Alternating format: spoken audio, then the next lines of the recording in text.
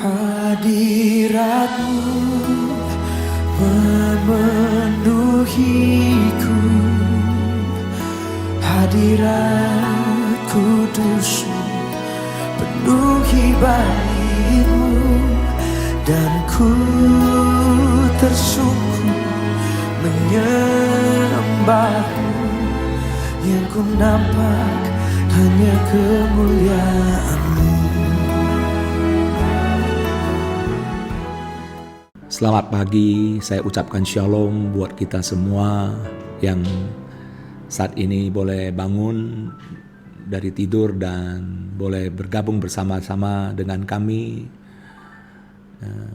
merenungkan firman Tuhan di pagi hari ini. Saya percaya waktu kita bangun pagi, kita menerima firman Tuhan, kita utamakan Tuhan, maka kehidupan kita sepanjang hari ini pasti Tuhan akan jaga, pelihara, menyertai, menolong, dan memberkati kita semua. Hari ini renungan pagi kita akan buka di Injil Lukas pasal yang ke-10, ayat yang ke-38 sampai ayat yang ke-42. Saya bacakan buat Bapak Ibu yang saya kasihi dalam nama Tuhan Yesus Kristus. Ayat 38 berkata, ketika Yesus dan murid-muridnya dalam perjalanan, tibalah ia di sebuah kampung. Seorang perempuan yang bernama Marta menerima dia di rumahnya. Perempuan itu mempunyai seorang saudara yang bernama Maria. Maria ini duduk dekat kaki Tuhan dan terus mendengarkan perkataannya. Sedang Marta sibuk sekali melayani. Ia mendekati Yesus dan berkata, "Tuhan, tidakkah engkau peduli bahwa saudaraku membiarkan aku melayani seorang diri? Suruhlah dia membantu aku." Tetapi Tuhan menjawabnya, "Marta, Marta, engkau khawatir dan menyusahkan diri dengan banyak perkara. Tetapi hanya satu saja yang perlu.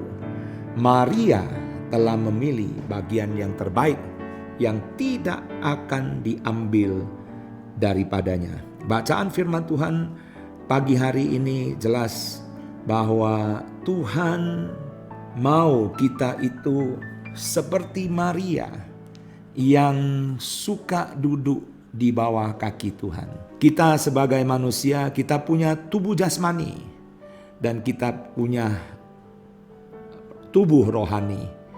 Kelihatannya jasmani kita lebih penting daripada hal rohani. Kita pagi-pagi mandi, kita pakai bedak, kita make up, kita siapkan makanan, sarapan untuk bekerja. Semua itu adalah hal yang jasmani. Tetapi Tuhan mau kita lebih utamakan yang rohani seperti pagi hari ini. Anda dan saya pagi-pagi saat teduh dan merenungkan firman Tuhan terlebih dahulu daripada yang lain. Itu sebabnya dia katakan, carilah dahulu kerajaan Allah dan kebenarannya, maka semuanya akan ditambahkan bagi kita. Yang kita butuhkan, yang kita khawatirkan, semua adalah bicara tentang makan, minum, sandang, pangan, papan. Semuanya kebutuhan jasmani Tuhan akan cukupkan. Oleh sebab itu kita sering mengutamakan yang jasmani, kita lupa hal yang rohani. Padahal hal rohani lebih penting daripada jasmani. Jasmani sifatnya hanya sementara, terbatas. Tetapi rohani itu tidak terbatas. Cuman persoalannya Marta yang ganggu Maria. Kita lihat yang mau tarik Maria itu adalah Marta. Kita harus mulai lagi dari pertama-tama, kita harus cari Tuhan, dekat dengan Tuhan. Kita pagi-pagi boleh merenungkan firman Tuhan. Sering kita gagal serta bolong dalam doa, apalagi puasa. Itu karena apa? Namanya pun daging. Kita suka hal-hal yang masih jasmani.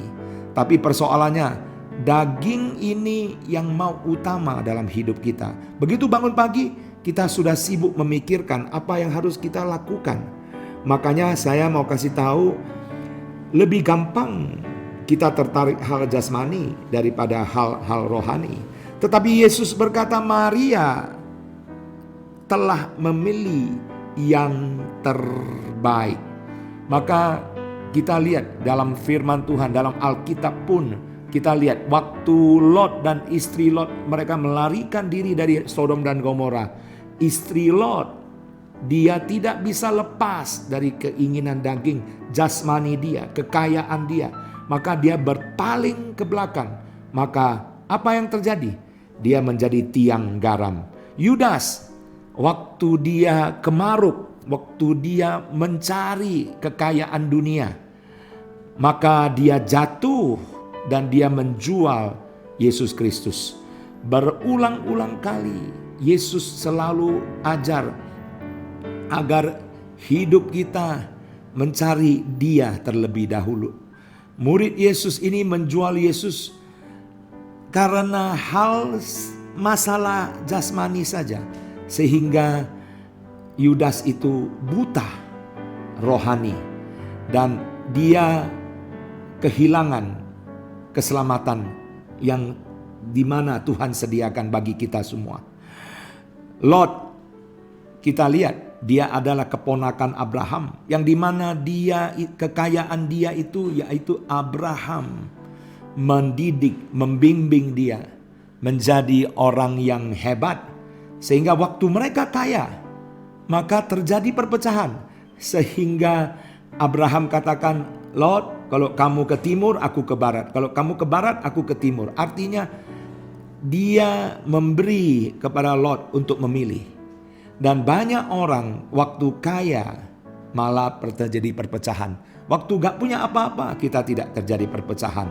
Oleh sebab itu firman Tuhan katakan kita tidak bisa berjalan dengan keinginan daging atau jasmani kita. Contoh, kita bangun pagi-pagi jam 6 ini. Untuk apa? Untuk melawan tidur kita. Kita sebenarnya ingin tidur lebih lama lagi. Tetapi kita dibangunkan pagi hari ini supaya kita bisa sama-sama merenungkan firman Tuhan.